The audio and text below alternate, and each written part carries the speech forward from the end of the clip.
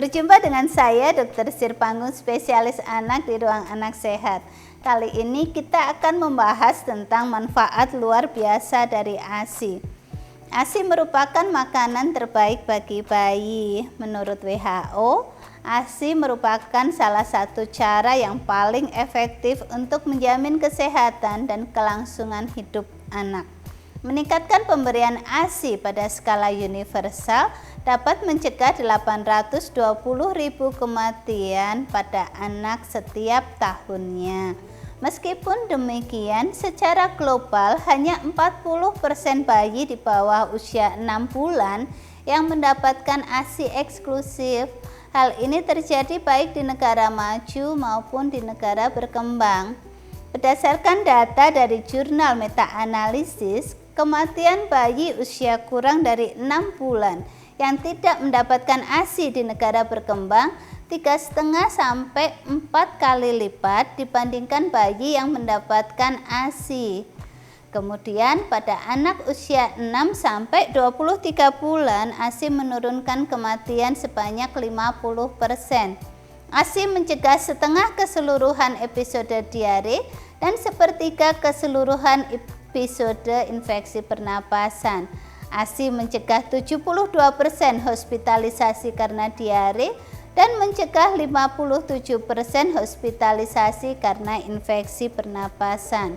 ASI meningkatkan IQ sampai 7 poin pada anak, menurunkan kejadian leukemia pada anak, dan pada jangka panjang ASI menurunkan obesitas, overweight, serta diabetes mellitus. Bunda sekalian, ASI memiliki banyak manfaat.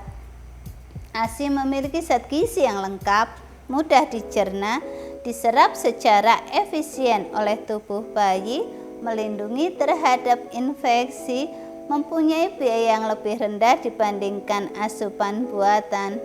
ASI mengandung gula, protein, dan asam lemak. Gula pada ASI berupa laktosa dan mengandung oligosakarida yang merupakan rantai pendek dari molekul gula yang memiliki fungsi antiinfeksi. Gula pada ASI ini berbeda dari gula pada susu formula yang berupa sukrosa yang bisa meningkatkan risiko karies dentis. Protein dalam ASI lebih mudah dicerna, banyak mengandung zat kekebalan terutama imunoglobulin A dan laktoferin dan protein antiinfektif lain yang membantu melindungi bayi dari infeksi. Pada bayi yang mendapatkan susu sapi dan susu formula, dapat terjadi intoleransi terhadap protein yang ada di dalam susu. Bayi bisa mengalami diare, nyeri perut, ruam, dan diare dapat menetap sehingga dapat berkontribusi terhadap kekurangan gizi. ASI mengandung asam lemak esensial yang dibutuhkan untuk pertumbuhan otak bayi dan kesehatan pembuluh darah. ASI juga mengandung enzim lipase yang membantu mencerna lemak. Enzim ini tidak ada di dalam susu hewan atau susu formula. Hal ini menyebabkan lemak di dalam ASI dicerna dengan lebih sempurna dan dapat digunakan secara efisien oleh tubuh bayi. ASI juga mengandung vitamin A, vitamin B, dan vitamin C jika ibu mengkonsumsi makanan yang cukup. ASI mengandung zat besi yang penting untuk mencegah anemia dengan penyerapan yang lebih baik, yaitu sekitar 25-50% dibandingkan penyerapan zat besi di dalam susu formula yang hanya berkisar sekitar 10%. Sekarang kita akan berbicara tentang kolostrum.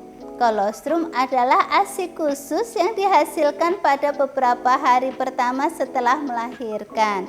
Beberapa ibu menghasilkan kolostrum sebelum persalinan. Kolostrum ini memiliki jumlah yang sedikit, kental, dan berwarna kekuningan atau jernih. Setelah beberapa hari, Sekitar 2-3 hari payudara mulai mengeluarkan ASI dalam jumlah yang lebih banyak dan payudara terasa penuh, keras dan memberat. Awalnya disebut sebagai ASI peralihan. Setelah 2 minggu, ASI disebut sebagai ASI matang. Pada satu kali kegiatan penyusuan, ASI berubah dari awal sampai akhir. ASI yang pertama keluar disebut ASI awal atau foremilk dan ASI yang keluar belakangan disebut ASI akhir atau hindmilk. ASI awal atau foremilk diproduksi dalam jumlah yang lebih banyak dibandingkan ASI akhir. ASI awal ini mengandung lebih banyak protein, laktosa dan zat gizi lainnya serta banyak air sehingga memenuhi kebutuhan cairan bayi. Hal ini menyebabkan bayi tidak perlu diberikan minuman lain selain ASI sebelum berusia 6 bulan. Jika bayi diberikan tambahan air selain ASI, rasa haus akan dipuaskan oleh tambahan air sehingga bayi menyusu lebih sedikit dan mendapatkan lebih sedikit energi, protein, serta zat gizi lainnya. ASI akhir atau hindmilk diproduksi dalam jumlah lebih sedikit tetapi mengandung lebih banyak lemak yang menghasilkan energi. Karena itu, penting sekali untuk tidak menghentikan bayi yang sedang menyusu terlalu cepat. Bayi sebaiknya dibiarkan melanjutkan menyusu sampai mendapatkan semua yang dibutuhkan dan melepaskan payudara sendiri sehingga mendapatkan ASI akhir yang kaya lemak.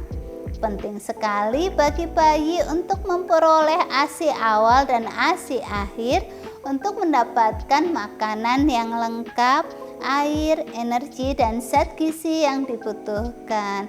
Perlu dijelaskan kepada ibu supaya tidak khawatir karena sebagian ibu merasa ASI-nya terlalu encer. ASI eksklusif adalah pemberian ASI saja tanpa makanan atau minuman lain termasuk air putih. Di samping menyusui kecuali obat-obatan dan vitamin serta mineral tetes, ASI peras juga diperbolehkan. Selama 6 bulan pertama kehidupan bayi, ASI secara eksklusif dapat memberikan semua zat gizi dan air yang diperlukan bayi. Bayi usia 6 bulan, ASI saja tidak lagi mencukupi kebutuhan gizinya, sehingga bayi perlu diberikan makanan pendamping ASI.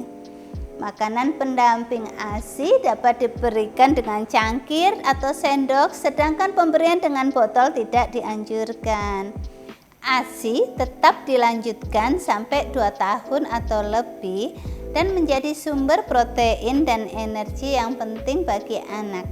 ASI menyediakan setengah dari kebutuhan nutrisi anak usia 6-12 bulan serta sepertiga kebutuhan nutrisi anak selama tahun kedua kehidupan.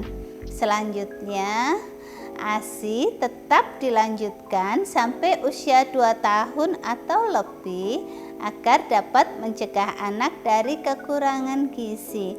Demikian pembahasan kita tentang manfaat luar biasa dari ASI ayah bunda. Semoga bermanfaat. Selamat mengasihi. Jangan lupa subscribe, komen, like, share, dan nyalakan lonceng notifikasinya. Terima kasih.